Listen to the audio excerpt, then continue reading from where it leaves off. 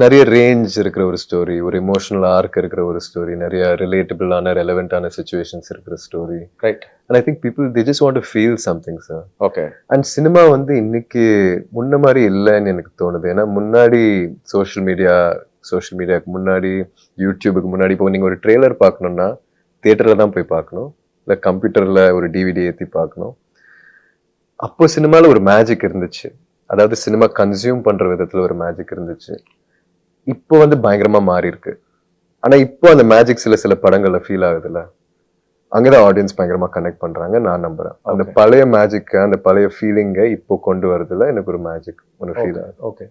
For example உங்க அப்பாவோட first film Setu, அது வந்தப்போ ஒரு யாருக்குமே வந்து எக்ஸ்பெக்ட் பண்ணாத ஒரு ஜோன்ல வந்தது இல்லை அந்த படம். ஐ திங்க் அந்த படம் நல்லா இருந்தது, that was one thing. But அந்த படம் வந்து it was very unlike other films at that time. அது கூட ஒரு ஃபேக்டர். பிகாஸ் இப்போவுமே ஒரு இது இன்னைக்கு வந்து ஒரு சேது வந்தா to you think that will work? Absolutely. Okay. But also அப்பா வந்து அந்த டைம்ல யாருக்கும் அவரை தெரியாது. இப்போ அர்ஜுன் ரெட்டி மாதிரி விஜய் தேவரகொண்டா எப்படி இருந்தாரோ, யாருக்கும் அவர் தெரியாம டக்குன்னு ரெவல்யூஷனரியா ஒரு விஷயம் பண்ணார்ல. ஆனா அப்பாவுக்கு ஐ திங்க் யாருக்குமே அவரை தெரியாது அந்த டைம்ல அவ்வளோ.